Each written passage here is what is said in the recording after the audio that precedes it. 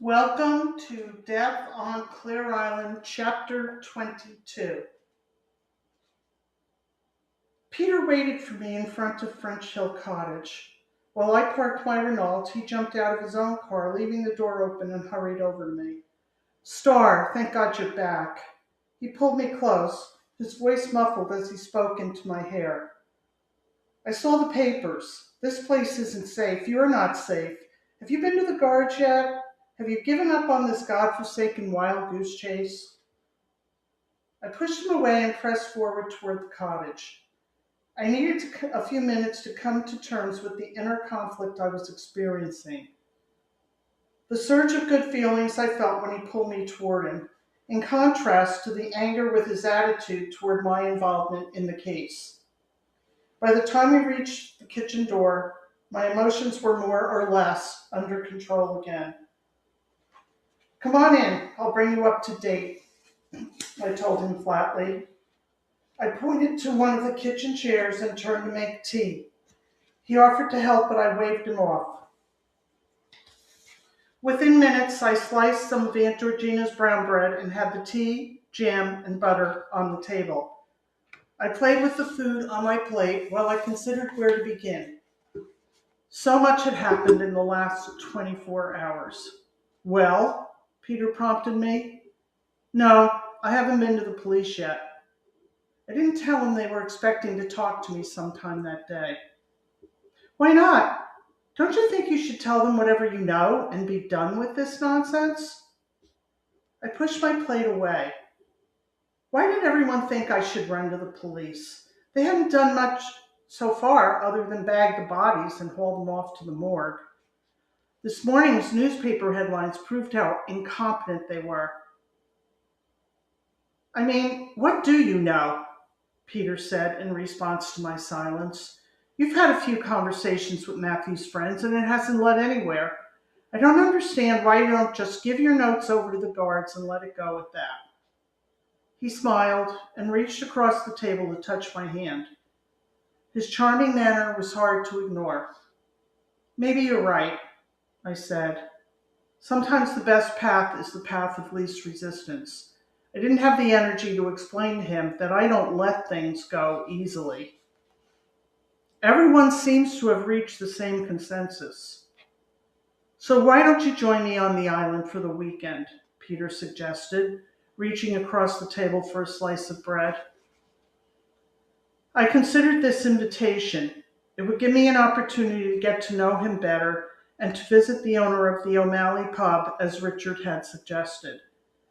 And the location of his lighthouse cottage would provide a great vantage point for trying to figure out Matthew's notes. You know, that's a great idea, I said. I want to follow up on some information about my mother anyway. Okay, how about Friday evening? I'll pick you up when the Ocean Star docks. I agreed, and then we sat quietly drinking our tea for a while. Peter talked about his recent commission to locate a set of 18th century diamond drop earrings, telling me what a rare find they happened to be. Antique earrings are the holy grail of the business, he explained.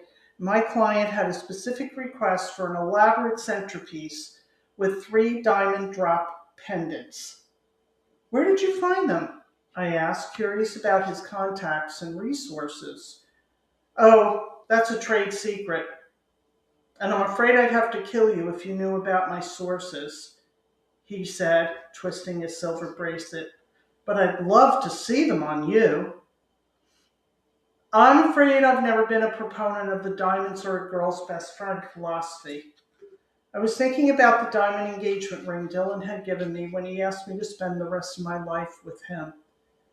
It could be described as modest at best, which had been fine with me.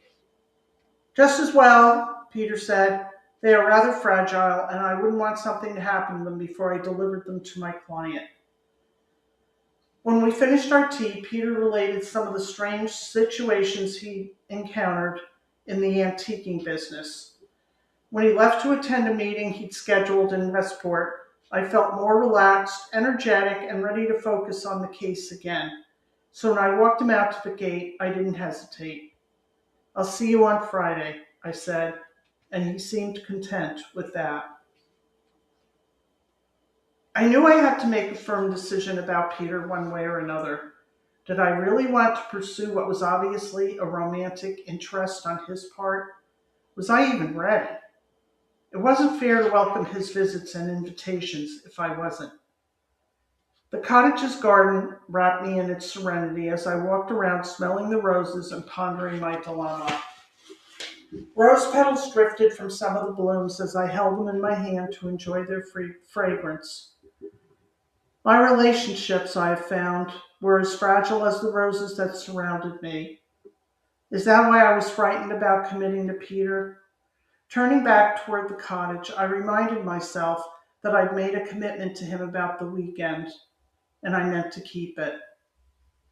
Back inside, the spurt of energy I'd felt about the trip to Clear Island evaporated as soon as I saw my notes sitting on the kitchen counter.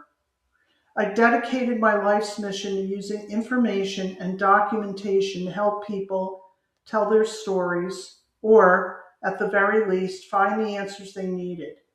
The emptiness and silence emanating from those notes weighed down on me because the only story I had to tell for Matthew and Sharon at this point was about their death. But like all the commitments I make, I was willing to do whatever I could to fulfill them. I was still fully determined to find out what happened to Matthew and Sharon. I took a look at my reflection in the mirror hanging over the mantelpiece and said, "Star, it's time to get help."